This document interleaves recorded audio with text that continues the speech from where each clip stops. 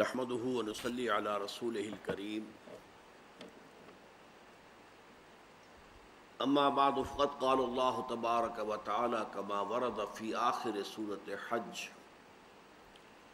اعوذ بالله من الشیطان الرجیم بسم اللہ الرحمن الرحیم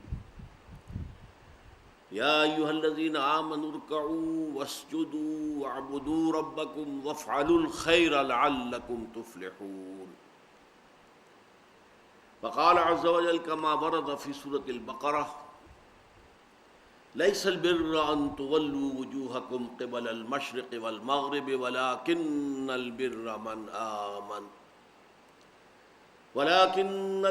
من آمن بالله واليوم الآخر والملائكة والكتاب والنبيين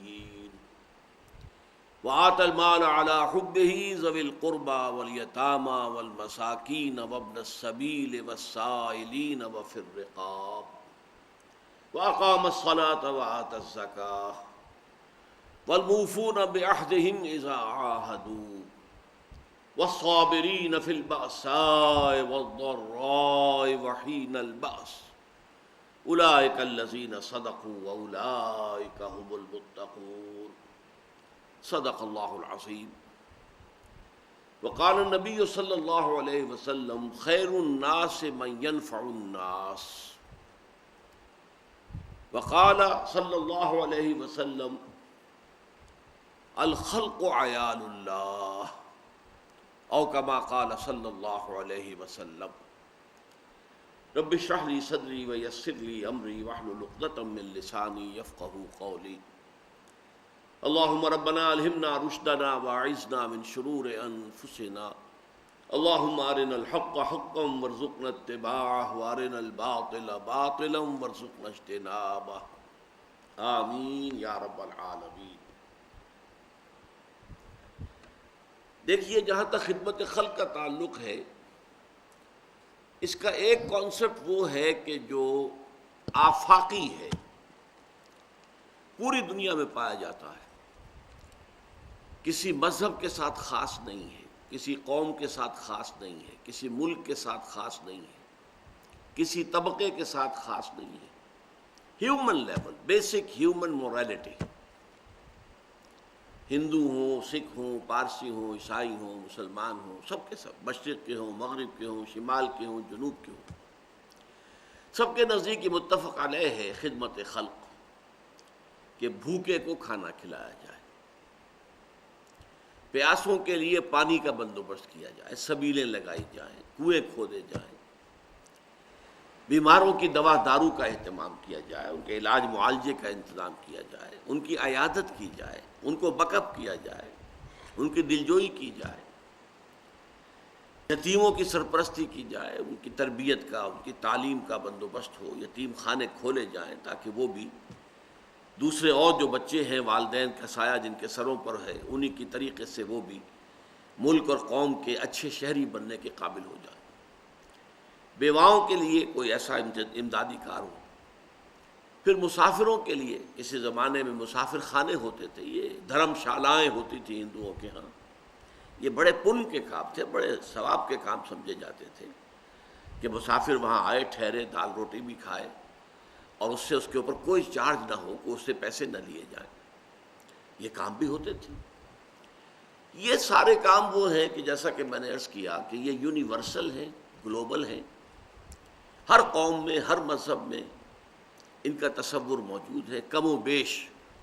کسی کے ہاں اس پر زیادہ ایمفیسس ہے، کسی کے ہاں قدر کم ہوگا، لیکن یہ بیسک ہیومن مورلز اور بیسک ہیومن مورالٹی سے متعلق مسئلہ ہے. اسلام بھی اس میں پورے طور پر شریک ہے، بلکہ اسلام نے اس سلسلے میں جو تصورات دیے ہیں ان کے اندر ایک اضافی شان پیدا ہوتی ہے. میں نے ابھی آپ کو 2 حدیثیں سنائی ہیں.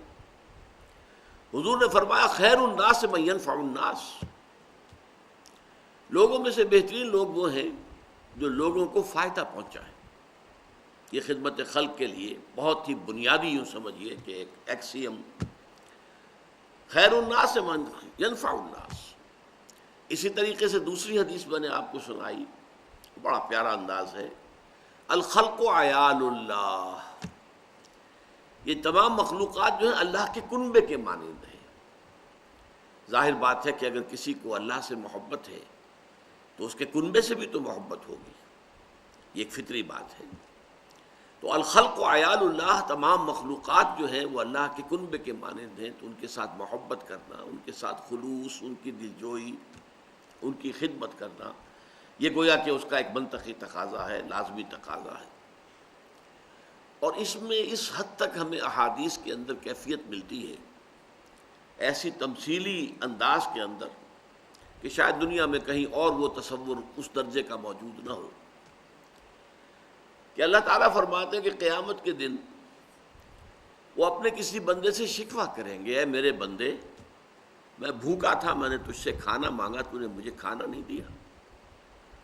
وہ بندہ کہے گا اللہ تو اس سے پاک ہے، اعلیٰ ہے، برتر ہے، کہ تجھے بھوک لگے، تجھے کھانے کی ضرورت ہو۔ اللہ فرمائے گا دیکھو میرے فلاں بندے نے تم سے، وہ بھوکا تھا، تم سے کھانا مانگا تھا، تم نے نہیں دیا، وہ میں ہی تو تھا، جب وہ میرے کنبے کا تھا، الخلق و عیال اللہ، تو گویا کہ میں ہی تھا۔ اس سے بھی آگے اللہ شکوہ کرے گا کہ اے میرے بندے میں ننگا تھا، میں نے چاہا کہ تو میرا تن ڈھانپ دے، تو نے نہیں ڈھانپا۔ وہ کہے گا معاذ اللہ معاذ اللہ معاذ اللہ، اللہ اے اللہ تو اس سے بہت بلند ہے، بالا ہے کہ تجھے کوئی عریانی لاحق ہو۔ اللہ فرمائے گا میرا فلاں بندہ جس کے پاس تن ڈھانپنے کو کپڑا نہیں تھا، اس نے تجھ سے سوال کیا تھا، وہ میں ہی تو تھا۔ یعنی سائل کی آستین سے جو ہاتھ نکل رہا ہے اسے سائل کا ہاتھ نہ سمجھو، اللہ کا ہاتھ سمجھو۔ تو اس سے اونچا تو کوئی تصور ممکن ہی نہیں ہے۔ اس اعتبار سے میں جو آیات میں نے آپ کو پڑھ کر سنائی ہیں ان کے حوالے سے تھوڑی سی وضاحت کرنا چاہتا ہوں کہ اس طرز کی خدمت خلق کا معاملہ جو ہے اس کا ہمارے دین میں کیا مقام ہے۔ سورہ حج کی لاسٹ بٹ 1 آیت ہے، یا ایھا الذین آمنوا ارکعوا واسجدوا واعبدوا ربکم وافعلوا الخیر لعلکم تفلحون۔ اے ایمان کے دعوے دارو، رکوع کیا کرو اللہ کی جناب میں، سجدہ کیا کرو اللہ کی جناب میں، اللہ کی پرستش کرو، اس کی اطاعت کرو، اور اچھے کام کرو تاکہ تم فلاح پاؤ۔ اب یہاں سوال پیدا ہوتا ہے، رکوع و سجود میں جو ریچولز ہیں ورشپ کے، موڈز آف ورشپ، وہ آگئے، اور عبادت کا لفظ انتہائی جامع ہے، پوری زندگی میں ہر اعتبار سے اللہ کے احکام کی اطاعت کرنا اس کا لازمی جز ہے۔ جب یہ ساری چیزیں کور ہو گئی تو وفعل الخیر سے کیا مراد ہے؟ پھر کون سا خیر باقی رہ گیا جس کے لیے یہ اضافی الفاظ آئے کہ وفعل الخیر لعلکم تفلحون، کہ تم خیر کے کام کرو، بھلے کام کرو تاکہ تم فلاح پاؤ۔ تو اس سے یہی معلوم ہوتا ہے کہ یہ ہے خدمت خلق، خیر الناس من ینفع الناس۔ اس لیے کہ دیکھیے، ایک تو یہ ہے کہ عبادت کا تقاضا یہ ہے کہ آپ زکوٰۃ ادا کر دیں، آپ کے مال میں جتنی زکوٰۃ بنتی تھی وہ آپ نے دے دی، عبادت کا اور اطاعت کا حق تو ادا ہو گیا۔ اب اس سے زیادہ مال خرچ کرنا غریبوں کے لیے، مسکینوں کے لیے، بیواؤں کے لیے، بھوکوں کے لیے، حاجت مندوں کے لیے، یہ گویا کہ اب کار خیر شمار ہوگا۔ وافعلوا الخیر لعلکم تفلحون، اور بھلے کام کرو، نیک کام کرو تاکہ تم فلاح پاؤ۔ اسی کی تائید ہوتی ہے آیت البر سے۔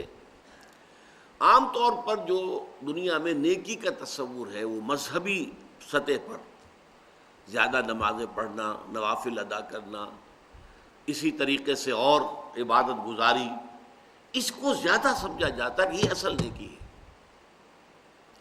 قرآن مجید نے اس کی نفی کی ہے۔ اگرچہ ٹھیک ہے، نماز بھی فرض ہے، ادا کرنی ہوگی، روزہ فرض ہے، رکھنا ہوگا، اسی طریقے سے نماز پڑھتے ہوئے قبلے کی طرف رخ کرنا لازم ہے، آپ کو کرنا ہوگا، یہ ساری چیزیں دین میں ہیں، دین کے احکام میں ہیں۔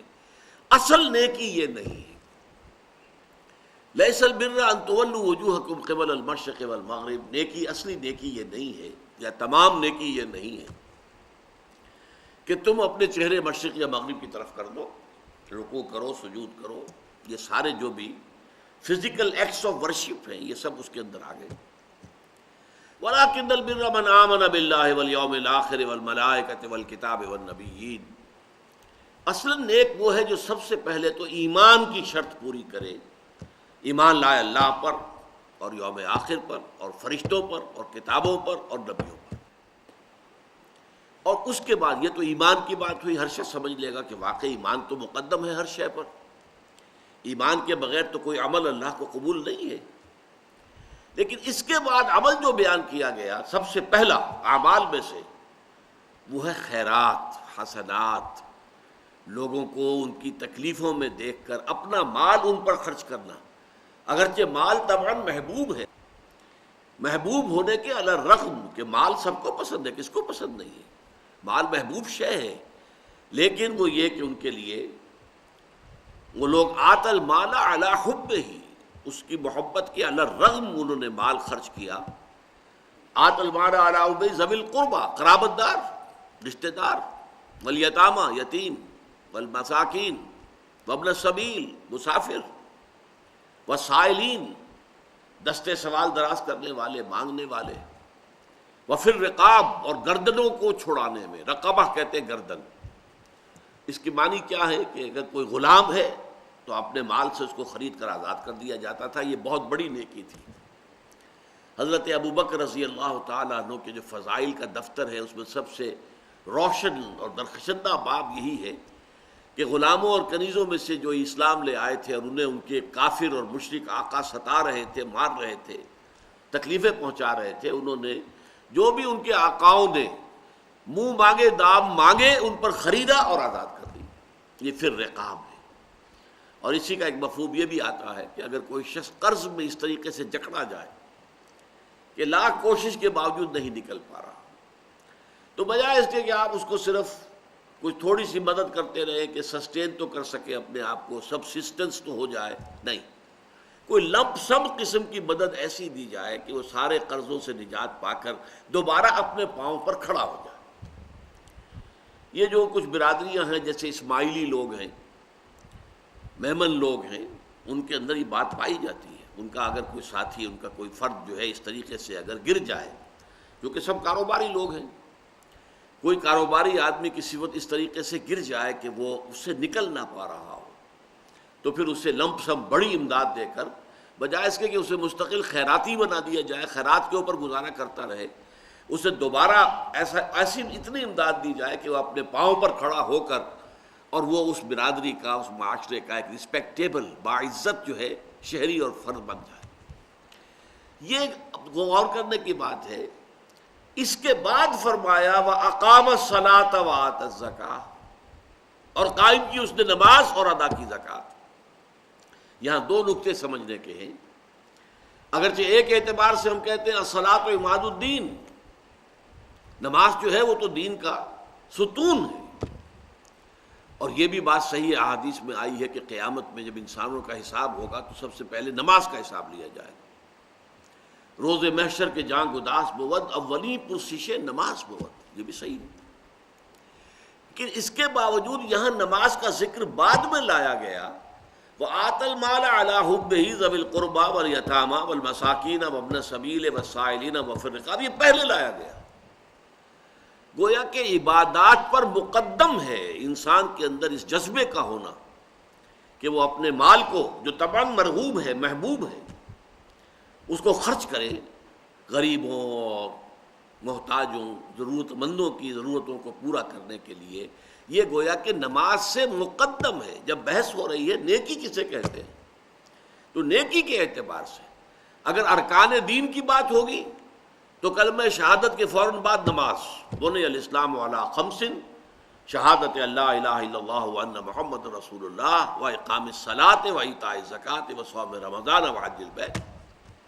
کلمہ شہادت کے فوراً بعد نماز. لیکن یہاں بحث یہ ہے، موضوع کیا ہے کہ نیکی کیا ہے، نیکی کسے کہتے ہیں، خیر کیا ہے، خیر الناس کون شمار ہوگا، لوگوں میں بہتر آدمی کون ہے.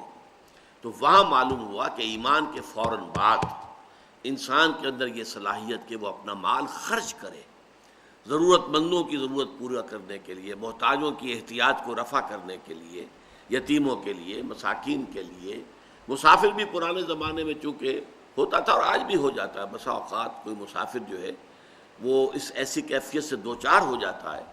فرض کیجئے جو پونجی اس کے پاس سے چوری ہو گئی، اب وہ کھڑا ہے، اس کے پاؤں تلے زمین نہیں ہے، کیا کرے. اجنبی جگہ پر ہے، تو ایسے حالات میں مسافروں کی مدد بھی یقیناً بہت بڑی نیکی کا، اگرچہ ہمارے ہاں آج کل مختلف لوگوں نے اس کو دندہ بنا لیا ہے، ایک پروفیشن جو ہے بیگری کا، اس نے اپنے جو ہے مختلف ہتھ کنڈے جو استعمال کیا، اس کی وجہ سے آدمی شک میں پڑ جاتا ہے کہ پتہ نہیں یہ جینوئن کیس ہے یا نہیں ہے، اور یہ جو شک ہے یہ خود اپنی جگہ پر جینوئن ہے، لیکن یہ ہے کہ بہرحال اس امکان کو آپ رفع نہیں کر سکتے کہ ہو سکتا ہے کہ کوئی شخص واقعہ جینوئنلی ضرورت کے اندر پڑ گیا ہو، کہ اس کے اوپر ایسی آفت آ گئی کہ اس کی جیب کٹ گئی، اس کی ساری پونجی جو ہے وہ جاتی رہی، تو اب وہ تو کھڑا ہوا ہے، معلق ہے ہوا کے اندر، اس کے پاؤں تلے زمین نہیں۔ اب یہ کام جو ہے یہ پہلے ہے، نماز بعد میں ہے، وَأَقَامَ الصَّلَاةَ وَآتَى الزَّكَاةَ۔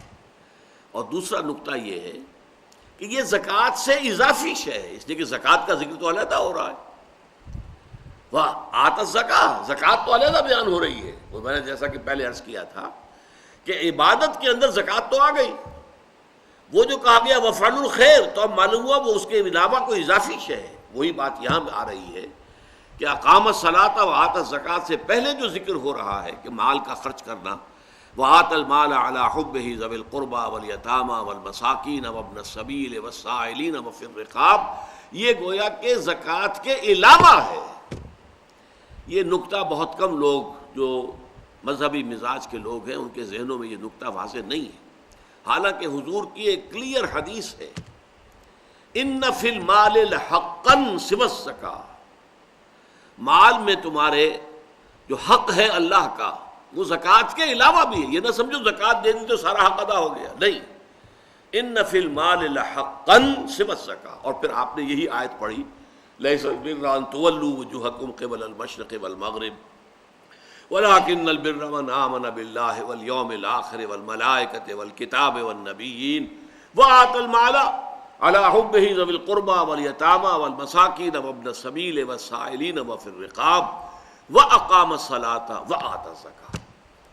تو یہ چیزیں جیسا کہ میں نے عرض کیا اگرچہ اپنی جگہ یونیورسل ہیں، ہر مذہب میں موجود ہیں، ہر قوم میں موجود ہیں، بلکہ ایک افسوسناک حقیقت یہ ہے کہ آج ہم اگر دیکھیں تو مسلمانوں میں یہ کام کم ہے، ہندوؤں میں ہم سے یہ کام کہیں زیادہ تھا۔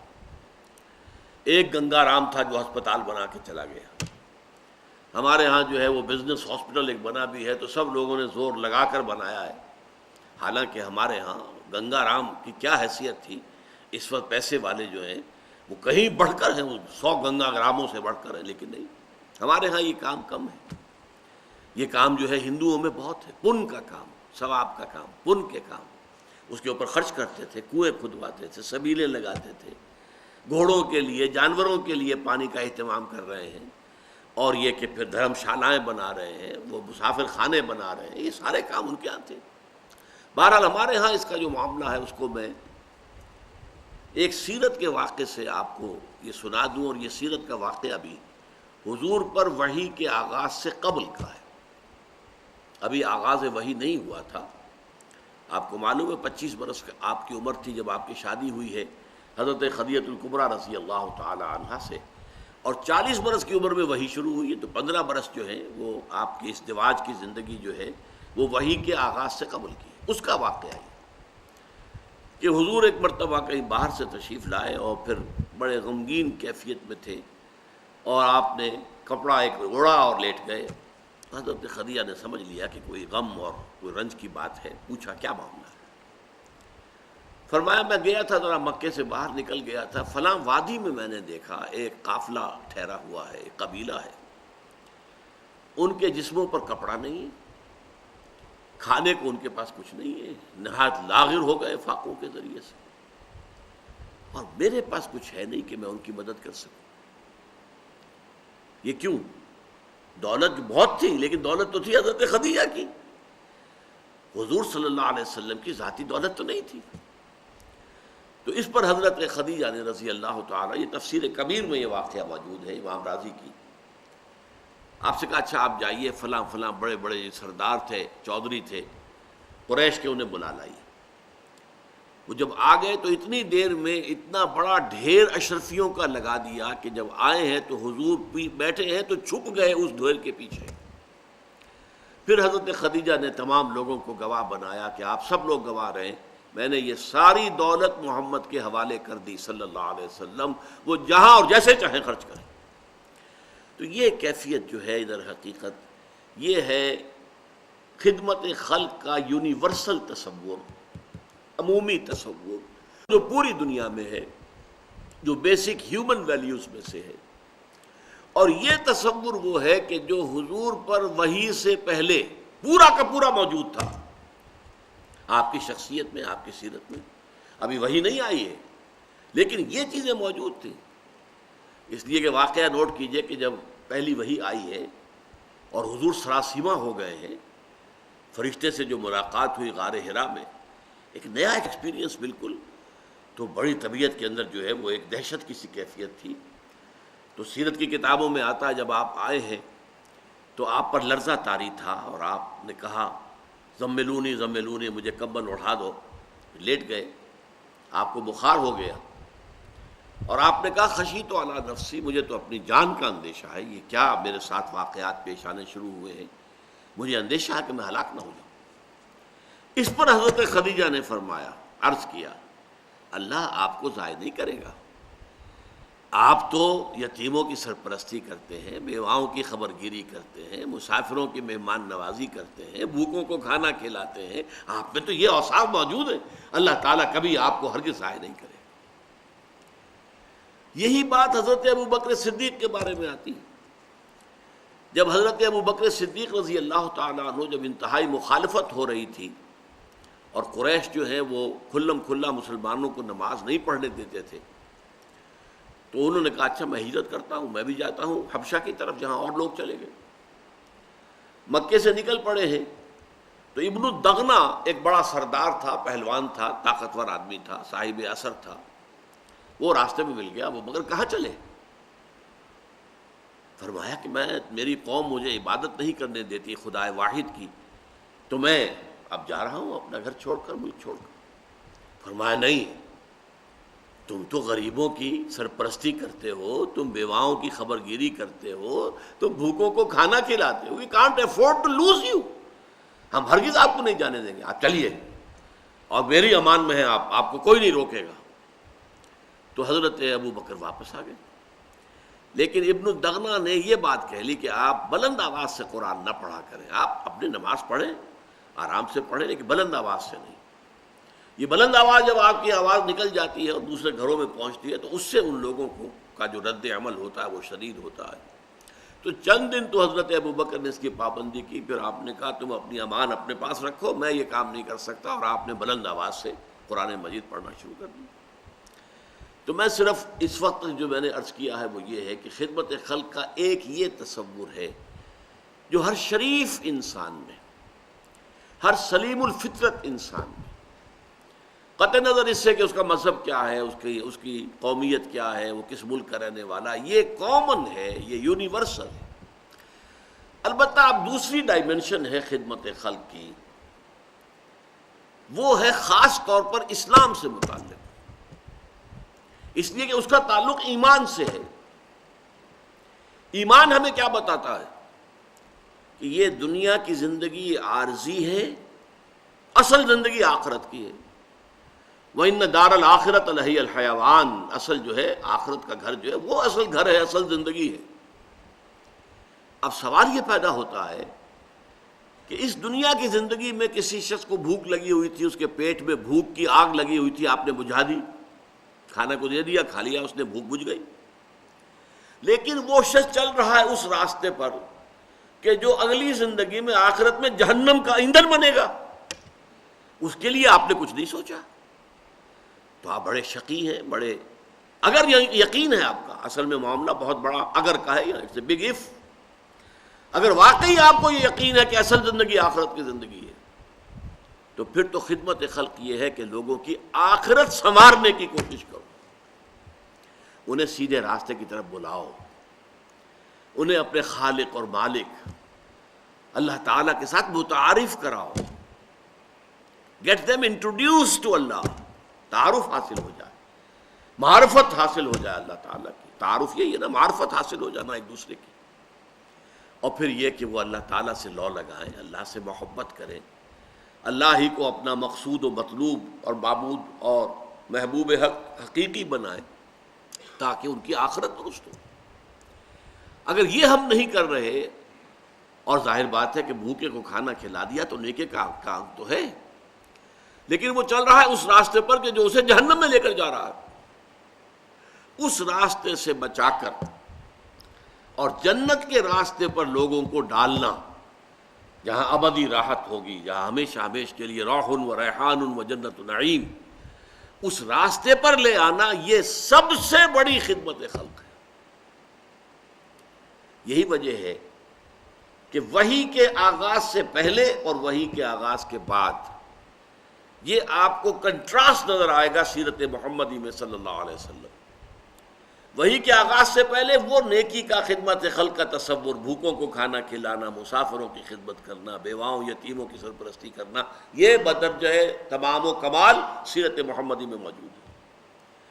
لیکن جیسے ہی وحی شروع ہو گئی اور یہ حقیقت منکشف ہو گئی کہ اصل زندگی تو وہ ہے، یہ تو عارضی ہے، 20 سال 30 سال 40 سال 50 سال ختم ہو جانی ہے، آج نہیں تو کل، کل نہیں تو پرسوں۔ کوئی شخص اگر جھگی میں رہ رہا ہے اس کو بھی موت آنی ہے، اور کوئی شخص محل میں رہ رہا ہے اس کو بھی موت آنی ہے۔ اور بالآخر ڈیتھ دی لیولر ایک نظم ہم نے پڑھی تھی، ایف اے کے کورس میں ہوتی تھی، کہ موت تو آ کے سب کو برابر کر دیتی ہے۔ بڑے بڑے محلوں میں رہنے والے اور بڑے جو ہے گدیلوں پر سونے والے اور مخملی جو ہیں ان کے سارے لباس اور یہ، لیکن یہ کہ بہرحال پھر انہیں مٹی میں مل کر مٹی ہونا ہے۔ اور غریب آدمی جو ہے جو چاہے کہیں فٹ پاتھ پر سو کر رات گزارتا ہو یا کسی جھگی میں رہتا ہو، وہ بھی موت کے بعد وہ بھی مٹی میں مل کر مٹی ہو جائے گا۔ تو ڈیتھ دی لیولر، یہ موت جو ہے وہ آ کر انسان کی اونچ نیچ کو ختم کر کے لیول کر دیتی ہے۔ لیکن اس کے بعد کیا ہوگا؟ بل تؤثرون الحیات الدنیا، قرآن مجید کہتا ہے کہ تمہارا جو اصل مرض ہے، تمہاری جو اصل بیماری ہے وہ کیا ہے؟ تم دنیا کی زندگی کو ترجیح دیتے ہو، پسند کرتے ہو۔ والآخرۃ خیر وابقیٰ، جبکہ آخرت کی زندگی جو ہے وہ بہت بہتر ہے اور باقی رہنے والی ہے، یہ ختم ہونے والی وہ باقی رہنے والی۔ تو ظاہر بات ہے کہ فائنائٹ اور انفائنائٹ کے درمیان کوئی ریشیو پروپورشن ممکن ہی نہیں، وہ انفائنائٹ ہے۔ خالدین فیہا ابدا، ہمیشہ ہمیشہ کے لیے۔ اس زندگی کو سنوارنا، اس زندگی کو بہتر بنانے کی کوشش کرنا، یہ سب سے بڑی خدمت خلق ہے۔ لیکن جیسا کہ میں نے عرض کیا، اس کا تعلق ایمان کے ساتھ ہے۔ اگر آپ کو یقین ہے کہ اصل زندگی آخرت کی زندگی ہے، جیسے سورہ عنکبوت میں فرمایا وَإِنَّ الدَّارَ الْآخِرَةَ لَهِيَ الْحَيَوَانُ لَوْ كَانُوا يَعْلَمُونَ، اصل میں تو آخرت کا گھر جو ہے وہ اصل زندگی ہے، کاش کہ انہیں معلوم ہوتا۔ تم اس کو زندگی سمجھے بیٹھے ہو، یہ تو عارضی سے ٹھکانہ ہے۔ ایک بڑی پیاری تمثیل حضور نے بیان فرمائی، مالی ولی دنیا انما مثلی کراکب استظل تحت شجرۃ ثم راح فترکها، مجھے تمہاری اس دنیا سے کیا سروکار، کوئی تعلق ہی نہیں میرا۔ میری مثال اس مسافر کی سی ہے، اس سوار کی، اونٹنی پر ہے یا گھوڑے پر ہے، سوار ہے، مسافر ہے، وہ کسی درخت کے نیچے تھوڑی دیر رکتا ہے سستانے کو، آرام کرنے کو، پھر وہ اپنا راستہ لیتا۔ وہ درخت اس کا گھر نہیں ہے، وہ منزل نہیں ہے، وہ ایک عارضی قیام گاہ ہے۔ تو یہ دنیا کی زندگی تو ہماری عارضی قیام گاہ ہے، اصل گھر جو ہے وَإِنَّ الدَّارَ الْآخِرَةَ لَهِيَ الْحَيَوَانُ لَوْ كَانُوا يَعْلَمُونَ، آخرت کی زندگی جو ہے وہ اصل میں اصل زندگی ہے، کاش کہ انہیں معلوم ہوتا۔ اس میں ایسا بھی ہوتا تھا کہ پھر حضور اپنے گھر کی خواتین کو لے کر بیٹھتے تھے، ایک ایک کا نام لے کر، یا فاطمۃ بنت محمد انقذی نفسک من النار فانی لا املک لک من اللہ شیئا، اے فاطمہ، محمد کی نور چشم لخت جگر، اپنے آپ کو آگ سے بچانے کی کوشش کرو اپنے اعمال سے، اس لیے کہ مجھے تمہارے بارے میں کوئی اختیار حاصل نہیں ہوگا قیامت کے دن۔ قیامت کے دن اس لیے نہیں چھوٹ جاؤ گی کہ محمد کی بیٹی ہو صلی اللہ علیہ وسلم ورضی اللہ تعالی عنہ، نہیں، تمہارے اعمال ہوں گے۔ پیش کر غافل عمل کوئی اگر دفتر میں ہے، اگر ہے تو وہ پیش کرو۔ یا صفیۃ عمت رسول اللہ، اے صفیہ، اللہ کے رسول کی پھوپھی، انقذی نفسک من النار فانی لا املک لک من اللہ شیئا، اپنے آپ کو آگ سے بچانے کی فکر کرو، اس لیے کہ میں تمہارے کام نہیں آ سکوں گا، مجھے کوئی اختیار حاصل نہیں ہو۔ پھر ایک اور تمثیل آپ نے دی ہے کہ لوگوں، میری اور تمہاری مثال ایسی ہے کہ آگ کا ایک بہت بڑا الاؤ ہے، تمہیں نظر نہیں آ رہا اور تم اس میں گر پڑنے کو تیار ہو۔ یوں سمجھیے کہ اگر فرض کیجئے کہ آپ کہیں کسی راستے میں بیٹھے ہوئے ہیں اور آپ نے دیکھا کہ ایک اندھا بیچارہ سڑک پر چلا جا رہا ہے اور اسے معلوم نہیں کہ آگے سڑک کھودی ہوئی ہے، کوئی ٹیلی فون والوں نے یا کوئی گیس والوں نے یا بجلی والوں نے سڑک کھودی ہوئی ہے، تو اندیشہ ہے کہ وہ اس گڑھے میں گر جائے گا۔ آپ چیخ کر کہتے ہیں اسے بچو بھائی، دیکھو کہاں بڑھے چلے جا رہے ہو، آگے گڑھا ہے۔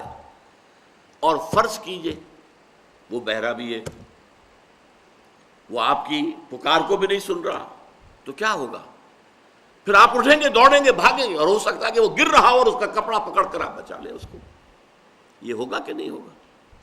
یہ فطرت انسانی ہے یا نہیں؟ ہاں، ایسے پرورٹڈ لوگ بھی ہو سکتے ہیں جو بیٹھ کر تماشا دیکھیں گرتا ہے کیا ہوتا ہے، وہ پرورشن ہے، وہ تو مسخ شدہ شخصیت کسی کی ہو تو اس کا طرز عمل یہ ہوگا۔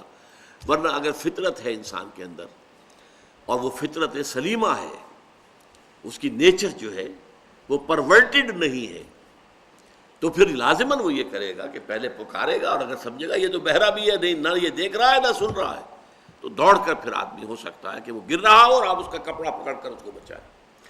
یہ مثال دی ہے حضور نے کہ میری اور تمہاری مثال ایسی ہے کہ آگ کا ایک الاؤ ہے، وہ تمہیں نظر نہیں آ رہا، تم اسے میں گر پڑنا چاہتے ہو، میں تمہارے کپڑے پکڑ پکڑ کر گھسیٹ رہا ہوں، بچا رہا ہوں۔ قُوا أَنفُسَكُمْ وَأَهْلِيكُمْ نَارًا، اے نبی بچائیے اپنے اہل و عیال کو بھی اور اپنے رشتہ داروں کو بھی، بچاؤ اپنے آپ کو اللہ کی آگ سے۔ اسی طریقے سے انذر عشیرتک الاقربین، اپنے قریبی رشتہ داروں کو خبردار کیجیے۔ تو یہ دعوت اللہ کی طرف، دعوت ایمان کی طرف، دعوت اسلام کی طرف، صحیح راستے پر آنا، نجات کے راستے پر لوگوں کو لے آنا تاکہ ان کی ابدی زندگی سنور جائے، وہاں وہ جہنم میں جھونکے جانے کی بجائے جنت میں داخل ہو جائیں، یہ اس خدمت خلق سے کئی گنا بڑی خدمت خلق ہے۔ چنانچہ جیسے ہی حضور پر وحی کا آغاز ہوا، اس کے بعد سے لے کر حیات دنیاوی کے آخری سانس تک آپ نے یہی کام کیا، لوگوں کو بچانا، آگ سے بچانا، اللہ کے عذاب سے بچانا، غلط راستوں سے واپس بلا کر صحیح راستے پر چلانا۔ یہ خدمت خلق کی سیکنڈ ڈائمنشن ہے، لیکن اس کا تعلق کیا ہے؟ ایمان کے ساتھ۔ جس شخص کے اندر ایمان نہیں ہے، ظاہر بات ہے اس کے سامنے یہ ڈائمنشن نہیں آ سکتی۔ وہ ڈائمنشن تو ہوگی کہ بھوکے کو کھانا کھلا دو اور بیمار کی دوا دارو کا بندوبست کر دو، وہ تو ہوگی، وہ تو یونیورسل ہے، جیسا کہ میں نے عرض کیا، اس کا تعلق بیسک ہیومن مورالٹی سے۔ لیکن ایمان کے ساتھ متعلق ہو کر خدمت خلق اصل کیا ہے؟ لوگوں کو گمراہی کے راستوں سے اور جہنم کی طرف جانے والے طور طریقوں سے بچا کر ایمان اور اسلام کے راستے پر گامزن کرانا تاکہ ان کی ابدی اخروی زندگی درست ہو جائے۔ اب ایک تھرڈ ڈائمنشن ہے خدمت خلق کا، ایک تیسرا تصور۔ دیکھیے، جو انسانی زندگی میں اجتماعی نظام ہوتا ہے، اگر وہ ظالمانہ ہے، ایکسپلائٹیٹو ہے، ریپریسو ہے، ڈسٹریبیوشن آف ویلتھ غلط ہو رہی ہے، جس کے نتیجے میں ایک طرف دولت کے انبار لگتے چلے جا رہے ہیں، امیر امیر سے امیر تر ہوتا جا رہا ہے، دوسری طرف غریب غریب سے غریب تر ہوتا چلا جا رہا ہے۔ اب اس میں ایک راستہ تو یہ ہے کہ اس نظام کو تو جوں کہ توں برقرار رکھا جائے، لیکن جو اس نظام کی وجہ سے بھوک کا شکار ہو گئے ان کو کھلایا جائے۔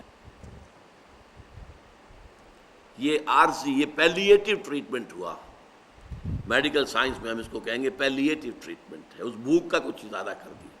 اصل کیا ہوگا؟ اس نظام کو بدلو تاکہ بھوک پیدا نہ ہو، یہ نہ ہو کہ ہیوز اور ہیو ناٹس کے اندر معاشرہ تقسیم ہو جائے، کہ ایک طرف دولت کے انبار ہے اور ایک طرف بھوک ہے اور احتیاج ہے، افلاس ہے، جس کے لیے شاہ ولی اللہ دہلوی رحمۃ اللہ علیہ نے کہا ہے کہ جس معاشرے میں تقسیم دولت کا نظام غلط ہو جاتا ہے، جس کے نتیجے میں امیر امیر سے امیر تر، غریب غریب سے غریب تر ہوتا چلا جاتا ہے۔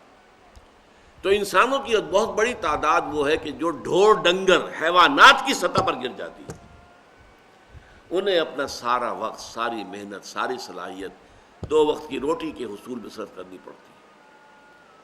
جیسے کہ لدو اونٹ ہو یا ہل میں جتا ہوا بیل ہو یا کولہو کا بیل ہو، انسانوں کی عظیم اکثریت اسی میں لگی رہتی ہے۔ اب ظاہر بات ہے ان میں کوئی اعلیٰ خیال کہاں سے آئے گا، کوئی اعلیٰ آئیڈیا، کوئی عمدہ خیال، کوئی بلند ذہنی اور فکری اور نظریاتی سطح تک رسائی ناممکن۔ 2 وقت کی روٹی پوری نہیں ہو رہی تو اور کہاں ہوگا۔ اور اسی کے لیے کہا ہے حضور نے صلی اللہ علیہ وسلم، کاد الفقر ان یکون کفرا، یہ فقر اور یہ احتیاج، یہ بھوک انسان کو کفر تک پہنچا دیتی ہے۔ جب وہ حیوان بن کر رہ گیا، ڈھور ڈنگر بن کر رہ گیا، کولو کا بیل بن کر رہ گیا، لدو اونٹ بن کر رہ گیا، تو وہ گویا کہ وہ اسلام اور ایمان اور احسان، اللہ سے لو لگانا، اللہ سے محبت کرنا، اللہ سے مناجات کرنا، اللہ تعالیٰ کے ساتھ گفتگو کرنا، یہ کہاں سے آئے گا اس کے پاس؟ سوال ہی نہیں۔ تو ایک جو خدمت خلق کا معاملہ ہے وہ کیا ہے؟ اس زمین میں نظام عدل قائم کرو۔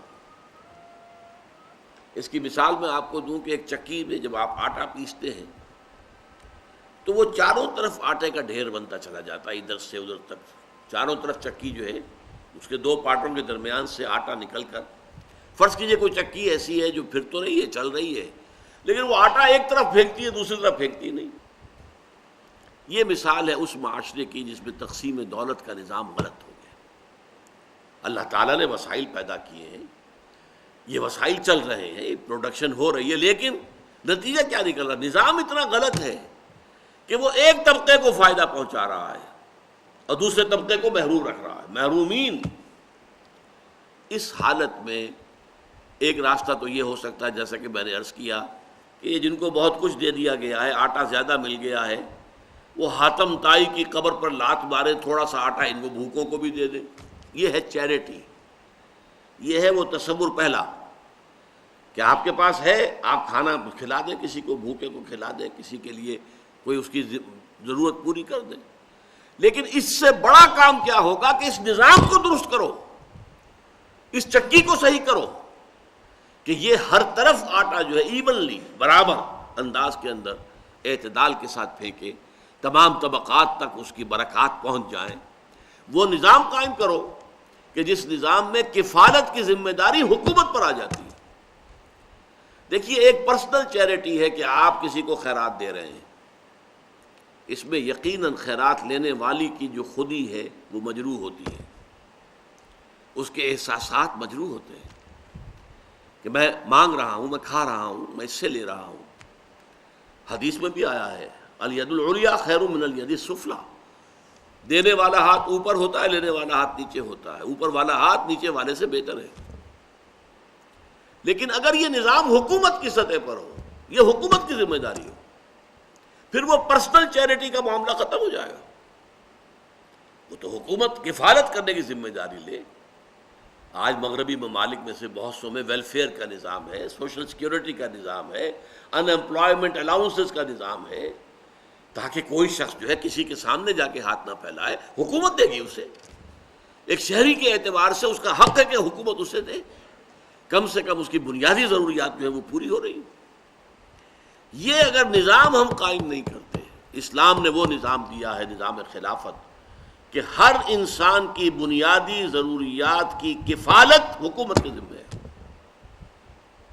یہی وجہ ہے، دیکھیے آپ نے پڑھا ہوگا، سنا ہوگا کہ خلافت راشدہ میں، خصوصاً حضرت عمر کے دور خلافت میں، لوگ زکوٰۃ لے کر پھرتے تھے، کوئی لینے والا نہیں ہوتا تھا۔ تو کیوں؟ پہلی بات تو یہ کہ زکوٰۃ تو حکومت کو دی جاتی ہے، لیکن یہ کہ اسلام میں یہ ہے قانون میں کہ جو اموال ظاہرہ ہیں ان کی زکوٰۃ تو حکومت کو دینی پڑے گی، حکومت لے گی حساب سے۔ تمہاری دکان میں 10 لاکھ کا مال پڑا ہے، 2.5% دے دو۔ تمہارے کارخانے میں خام مال اتنا ہے، فنش پروڈکٹ اتنا ہے، 2.5% دے دو۔ یہ ہے حکومت کا نظام۔ لیکن ایک اموال باطنہ ہوتے ہیں، گھروں میں کسی نے کچھ روپے رکھے ہوئے ہیں، کوئی اپنے وقت کے لیے، کوئی آڑے وقت کے لیے۔ یہ پرانے زمانے میں ہوتا تھا کہ تکیے کے اندر سی لیے ہیں کہ وہ وہاں پر رکھے گئے ہیں، محفوظ رہیں گے، کسی چور کو خیال نہیں ہوگا کہ تکیے کے اندر بھی پیسے ہو سکتے ہیں۔ تو ان چیزوں کو کہہ دیا گیا کہ ان کی زکوٰۃ آپ خود دے سکتے ہیں چاہے تو، اور یہ بھی کہ حکومت کو دینا چاہیں تو حکومت کو دے دیں۔ اس کے لیے جا کر تلاشی نہیں لے گی حکومت، گھروں کو جا کر جو ہے ٹٹولے گی نہیں کہ گھروں میں صندوق کے اندر کیا رکھا ہوا، زیور کتنا، نہیں۔ یہ اموال باطنہ کہلاتے ہیں۔ اموال باطنہ کی زکوٰۃ وہ فرد خود دینے کا جو ہے وہ اس کو اختیار حاصل ہے، چاہے وہ حکومت کو دے دے، لو بھائی یہ بھی لے لو۔ اموال ظاہرہ کی زکوٰۃ تم نے لے لی ہے، باطنہ کی بھی حاضر ہے، اور یہ بھی ہو سکتا ہے کہ وہ آپ خود دیں۔ اچھا، خود دینے میں ایک لذت تو ہے نا، وہ جو حضور کی حدیث ابھی میں نے سنائی، الید العلیٰ خیر من الید السفلیٰ، دینے والا ہاتھ جو اوپر ہوتا ہے وہ نیچے والے ہاتھ سے بہتر ہے۔ تو ایک لذت تو ہے نا کہ آپ دے رہے ہیں، کوئی لے رہا ہے، آپ ڈونر ہیں، کوئی ریسیپینٹ ہے۔ لیکن حضرت عمر کے زمانے میں وہ کفالت عامہ کا نظام ریاست کے تحت جب قائم ہو چکا تھا، ہر شہری کی بنیادی ضروریات کی کفالت ریاست کے ذمے ہے، تو اب کوئی زکوٰۃ کاہے کو لے؟ لہذا آپ کو یہ واقعہ ملتا ہے کہ لوگ اپنی زکوٰۃ لے کر پھرتے تھے، ان کا قبول کرنے والا کوئی نہیں ہوتا۔ Why should they accept? ہماری ذمہ داری تو حکومت پر ہے۔ اب ظاہر بات ہے کہ یہ جو نظام کو برپا کرنا ہے اور exploitative, repressive, unjust system of life, politico socio economic system of life, اس کو بدلنا آسان کام نہیں ہے۔ ظاہر بات ہے کہ ہر نظام کے ساتھ ویسٹڈ انٹرسٹ ہوتے ہیں۔ اب جاگیرداری نظام ہے، جاگیردار ہے، آپ کہیں جاگیرداری نظام ہم ختم کر دیں گے تو جاگیردار ختم کرنے دے گا آپ کو؟ They are bound to defend their system, اس لیے کہ اس کے ساتھ ان کے مراعات ہیں، ان کے فوائد ہیں، ان کے مفادات ہیں۔ بادشاہی نظام آپ سعودی عرب میں ختم کرنے کی کوشش کریں تو سعودی آپ کو ختم کرنے دیں گے؟ آل سعود جن کی حکومت ہے، جن کے بلین ڈالر کا جو ہے وہ محل بنتے ہیں، وہ آپ کو نظام تو ختم نہیں کرنے دیں گے۔ اس نظام کو ختم کرنے کے لیے جد و جہد کرنی پڑتی ہے، انقلابی جد و جہد۔ اس کے لیے انقلابی جد و جہد، پہلے ایک پارٹی وجود میں آئے، ڈسپلن پارٹی، جو تن من دھن یہاں تک کہ جان بھی قربان کرنے کو تیار۔ کمیونسٹ پارٹی آف رشیا، بولشویکس، مونشویکس، انہوں نے کوئی کم قربانیاں نہیں دی تھی، ایسے ہی زار کی حکومت ختم نہیں ہوئی تھی، بڑی قربانیاں دے کر ہوئی تھی۔ صحابہ کرام نے بھی جب نظام قائم کیا حضور نے اور صحابہ نے، محمد الرسول اللہ والذین معہ، تو سینکڑوں صحابہ کو جام شہادت نوش کرنا پڑا کہ نہیں؟ خود حضور زخمی ہوئے یا نہیں ہوئے؟ آپ کے دندان مبارک شہید ہوئے کہ نہیں ہوئے؟ آپ کے خون جو ہے اس سے احد کی مٹی اور طائف کی مٹی وہ سیراب ہوئی یا نہیں؟ تو یہ انقلابی جد و جہد، یہ پھر اسلام کی روح سے سب سے بڑی نیکی۔ چینج دی سسٹم، نظام کو بدلو، عادلانہ، منصفانہ، based on justice and fair play, جس میں ڈسٹریبیوشن آف ویلتھ جو ہے وہ اکویٹیبل ہو، جس میں ہر فرد کی بنیادی ضروریات انڈر رائٹ کرے ریاست، اس نظام کو قائم کرنے کی جد و جہد کرو۔ یہ پھر نیکی کا سب سے اونچا تصور ہے، جس کو کہا گیا ایک حدیث کے اندر، ضربۃ السنام منہ الجہاد فی سبیل اللہ۔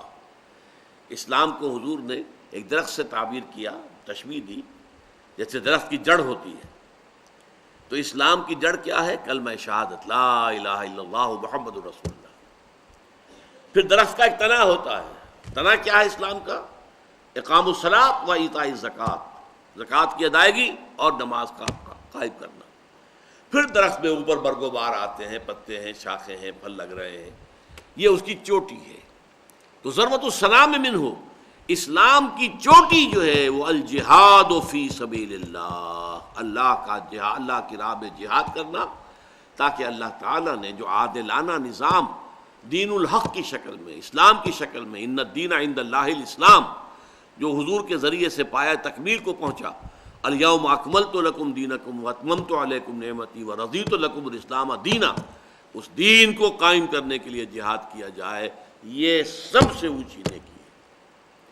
اور اس کا مقصد بھی کیا ہے؟ خدمت خلق، تاکہ لوگوں کو ظلم و ستم سے نجات دلائی جائے اور لوگوں کے لیے ان کی زندگیوں کے اندر ان کی ضروریات کو وہاں پہنچایا جائے، ان کے ساتھ انصاف ہو۔ اس کے لیے تو خدمت خلق کے یہ 3 لیولز ہیں جو میں نے آپ کے سامنے رکھے۔ ایک یونیورسل ہے، کامن ٹو آل ہیومینٹی، بھوکے کو کھانا کھلانا، پیاسے کے لیے پانی کا بندوبست کرنا، بیمار کے لیے دوا دارو کا بندوبست کرنا، تیمارداری کا انتظام کرنا، ان کی دلجوئی ہے، جا کر وزٹ کرنا ہے، اور جو بھی طریقے ہیں دنیا کے اندر عیادت ہے۔ اس کے علاوہ غریبوں، یتیموں، مسکینوں، ان کے لیے کوئی کوشش، یہ یونیورسل کانسیپٹ ہے، دس از دی بیس لائن۔ اس بیس لائن کے اوپر 2 اور ڈائمنشنز ہیں جن کا تعلق خاص اسلام کے ساتھ ہے، ایکسکلوسیو۔ ایک کیا ہے؟ لوگوں کو دعوت دینا کہ وہ اللہ کے دین کی طرف، اللہ کی طرف آئیں تاکہ ان کی ابدی زندگی، ہمیشہ کی زندگی، آخرت کی زندگی درست ہو جائے۔ اور دوسرے یہ کہ اس دنیا میں اس عادلانہ نظام کو قائم کرنے کی جد و جہد کی جائے کہ جس کے ذریعے سے نوع انسانی ہر قسم کے ظلم سے نجات پا جائے۔ بس میں اسی پر اکتفا کر رہا ہوں۔ اقول قولی ھذا واستغفر اللہ لی ولکم ولسائر المسلمین والمسلمات۔